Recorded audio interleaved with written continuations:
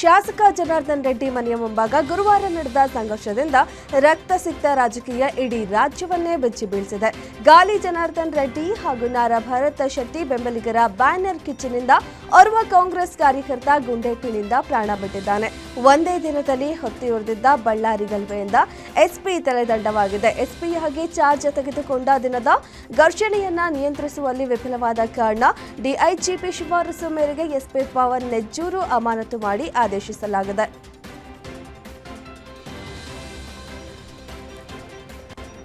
ಬಳ್ಳಾರಿಯಲ್ಲಿ Janardhan Reddy versus Bharat Reddy fight ಹಿನ್ನೆಲೆ ಇಂದು ಬಳ್ಳಾರಿ ಪರಿಸ್ಥಿತಿ ಅವಲೋಕಿಸಲು ನಿಯೋಗ ಕಳಿಸಲು ಕಾಂಗ್ರೆಸ್ ತೀರ್ಮಾನಿಸಿದೆ.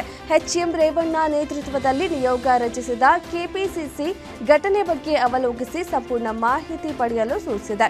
ಜಯಪ್ರಕಾಶ್ ಹೆಗ್ಡೆ, ಟಿ ರಘುಮೂರ್ತಿ, ಕುಮಾರ್ ನಾಯಕ್, ಜಕ್ಕಪ್ಪನವರ್, ಬಸವನಗೌಡ ಬಾದರ್ಲಿ ಸೇರಿ 6 ಜನರ ನಿಯೋಗ ರಚನೆ ಮಾಡಿದ್ದು, ಮಾಹಿತಿ ಸಂಗ್ರಹಕ್ಕೆ ಕೆಪಿಸಿಸಿ ಅಧ್ಯಕ್ಷ ಡಿಸಿಎಂ ಡಿಕೆ ಶಿವಕುಮಾರ್ ಸೂಚನೆ ನೀಡಿದ್ದಾರೆ.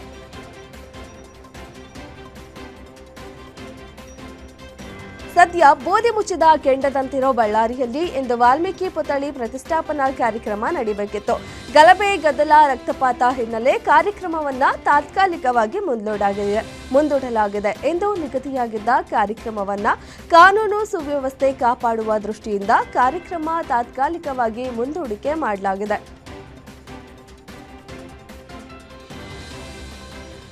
ಶಾಸಕ ಗಾಲಿ ಜನಾರ್ದನ್ ರೆಡ್ಡಿ ಮನೆ ಮೇಲೆ ಗುಂಡಿನ ದಾಳಿ ಪ್ರಕರಣ ಸಂಬಂಧ ಗಾಲಿ ಜನಾರ್ದನ ರೆಡ್ಡಿ ದೂರು ದಾಖಲಿಸಿದ್ದಾರೆ. ಬಳ್ಳಾರಿ ಎಎಸ್ಪಿ ರವಿಕುಮಾರ್ಗೆ 2 ದೂರು ನೀಡಿದ್ದಾರೆ. ಇನ್ನು ಗಲಭೆ ಸಂಬಂಧ ಜನಾರ್ದನ್ ರೆಡ್ಡಿ, ಶ್ರೀರಾಮುಲು, ಸೋಮಶೇಖರ್ ರೆಡ್ಡಿ ವಿರುದ್ಧ ಒಟ್ಟು 4 ಪ್ರಕರಣಗಳು ದಾಖಲಾಗಿದೆ. ಹಾಗೆ ಭರತ್ ರೆಡ್ಡಿ ಆಪ್ತ ಸತೀಶ್ ರೆಡ್ಡಿ ಮೇಲೂ ಕೇಸ್ ದಾಖಲಾಗಿದೆ.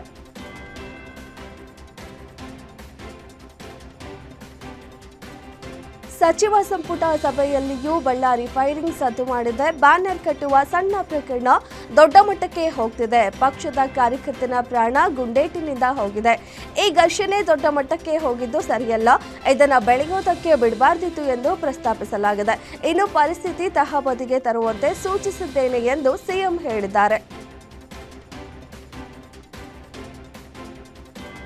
ಬಳ್ಳಾರಿ ಗಲಭೆ ಬಗ್ಗೆ ರಾಜ್ಯ ಸರ್ಕಾರದ ವಿರುದ್ಧ ಬಿಜೆಪಿ ನಾಯಕರು ವಾಗ್ದಾಳಿ ನಡೆಸಿದ್ದಾರೆ.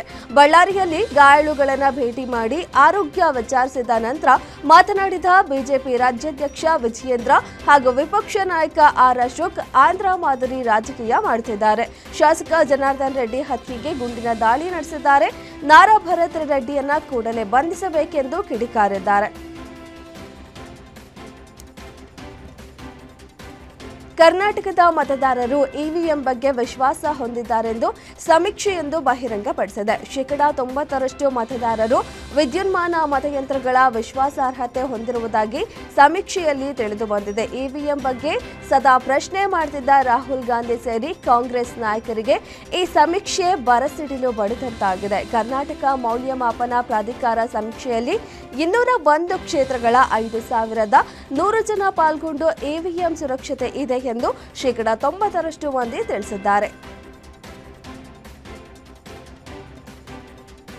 ಚುನಾವಣಾ ಆಯೋಗದ ಇವಿಎಂ ಕುರಿತಾದ ಸಮೀಕ್ಷೆ ವಿಚಾರ ಸಿಎಂ ಸಿದ್ದರಾಮಯ್ಯ ಗರಂ ಆಗಿದ್ದಾರೆ. ಈ ಸಮೀಕ್ಷೆಯ ಸ್ವರೂಪವನ್ನ ಅರ್ಥ ಮಾಡಿಕೊಳ್ಳಬೇಕು. ಇದು ರಾಜಕೀಯ ಅಭಿಪ್ರಾಯದ ಸಮೀಕ್ಷೆಯಲ್ಲ, ಮತದಾರರ ಜಾಗೃತಿ ಕುರಿತಾಗಿ ಚುನಾವಣೆ ಆಯೋಗ ಮಾಡಿರೋ ಕಾರ್ಯಕ್ರಮ.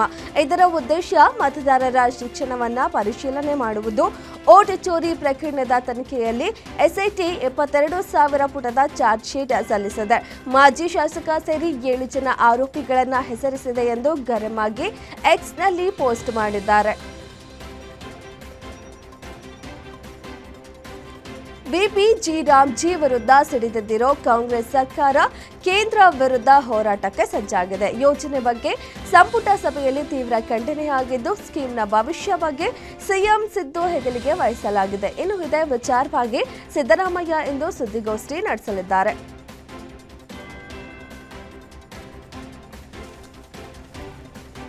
ಸೋಷಿಯಲ್ ಮೀಡಿಯಾದಲ್ಲಿ ದರ್ಶನ್ ಪತ್ನಿ ವಿಜಯಲಕ್ಷ್ಮಿಗೆ ಅಶ್ಲೀಲ ಮೆಸೇಜ್ ಹಾಕಿದ್ದ ಸುಮಾರು 45 ಕಿಡಿಗೇಡಿಗಳ ಪೈಕಿ 2 ಸಿಸಿಬಿ ಪೊಲೀಸರು ಅರೆಸ್ಟ್ ಮಾಡಿದ್ದಾರೆ. ಚಿಕ್ಕಬಾಡಾವರದ ಆಟೋ ಡ್ರೈವರ್ ಚಂದ್ರು, ದಾವಣಗೆರೆ ಮೂಲದ ಸಾಫ್ಟ್ವೇರ್ ಇಂಜಿನಿಯರ್ ನಿತಿನ್ನನ್ನ ಬಂಧಿಸಲಾಗಿದೆ.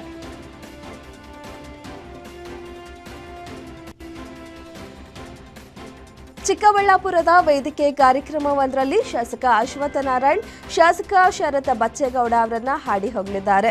ಶರತ್ ಬಚ್ಚೇಗೌಡ ಉತ್ತಮ ಕೆಲಸ ಮಾಡ್ತಿದ್ದಾರೆ, ವಿದ್ಯಾರ್ಥಿಗಳಿಗೆ ಅನುಕೂಲವಾಗುವಂತೆ ಹೊಸ ಟ್ಯಾಬ್ಗಳನ್ನು ನೀಡಿದ್ದು ಉತ್ತಮ ನಾಯಕನಾಗಿ ಕೆಲಸ ಮಾಡ್ತಿದ್ದಾರೆ ಎಂದು ಜಂಗಮಕೋಟೆ ಬಳಿಯ ಕಾರ್ಯಕ್ರಮದಲ್ಲಿ ಗುಣಗಾನ ಮಾಡಿದ್ದಾರೆ.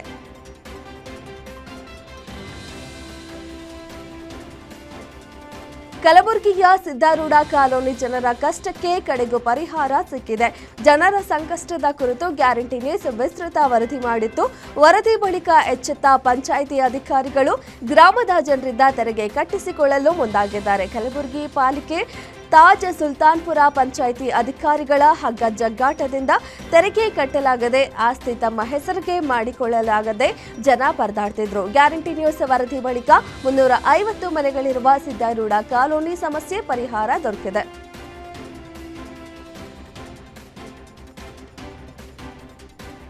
ದಾವಣಗೆರೆಯ ಮಹಾನಗರ ಪಾಲಿಕೆಯಿಂದ ಅನಧಿಕೃತ ಶಾಲಾ ಕಟ್ಟಡ ತೆರವು ಮಾಡಲಾಗಿದೆ.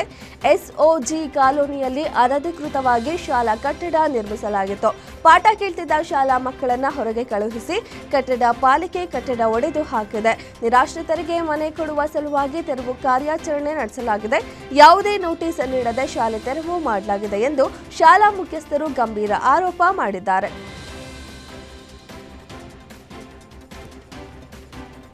ದೇವನಹಳ್ಳಿ ಟೋಲ್ ಪ್ಲಾಜಾ ಬಳಿ ಭೀಕರ ಬಸ್ ಅಪಘಾತ ಸಂಭವಿಸಿದ್ದು, ಘಟನೆಯ ಭೀಕರ ದೃಶ್ಯಗಳು ಟೋಲ್ನ ಸಿಸಿ ಕ್ಯಾಮೆರಾದಲ್ಲಿ ಸೆರೆಯಾಗಿದೆ. ಹೈದರಾಬಾದ್ನಿಂದ ಮೈಸೂರಿಗೆ ಹೋಗ್ತಿದ್ದ ಸ್ಲೀಪರ್ ಕೋಚ್ ಬಸ್ ಟೋಲ್ ಬೂತ್ಗೆ ಡಿಕ್ಕಿ ಹೊಡೆದಿದ್ದು ಓವರ್ ಸ್ಪೀಡ್ ಚಾಲನೆಯೇ ಘಟನೆಗೆ ಕಾರಣ ಎನ್ನಲಾಗಿದೆ. ಈ ವೇಳೆ ಸುಮಾರು 50ಕ್ಕೂ ಹೆಚ್ಚು ಪ್ರಯಾಣಿಕರು ಪ್ರಾಣಾಪಾಯದಿಂದ ಪಾರಾಗಿದ್ದು, 2 ಚಾಲಕರಿಗೆ ಗಂಭೀರ ಗಾಯಗಳಾಗಿವೆ.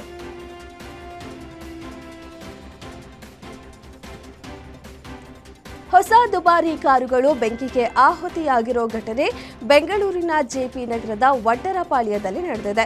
ಬಿಎಂಡಬ್ಲ್ಯೂ ಟೊಯೋಟಾ ಕಾರುಗಳು ಸುಟ್ಟು ಕರಕಲಾಗಿವೆ. ಮನೆ ಕಟ್ಟಲು ತಂದಿದ್ದ ಮರದ ಪೀಸ್ ಸಹ ಅಗ್ನಿಗೆ ಆಹುತಿಯಾಗಿದ್ದು ಸುಮಾರು 3 ಕೋಟಿ ಮೌಲ್ಯದ ವಸ್ತುಗಳು ನಾಶವಾಗಿವೆ. ಘಟನೆ ಸಂಬಂಧ ಕೋಣನಕುಂಟೆ ಪೊಲೀಸ್ ಠಾಣೆಯಲ್ಲಿ ಪ್ರಕರಣ ದಾಖಲಾಗಿದೆ.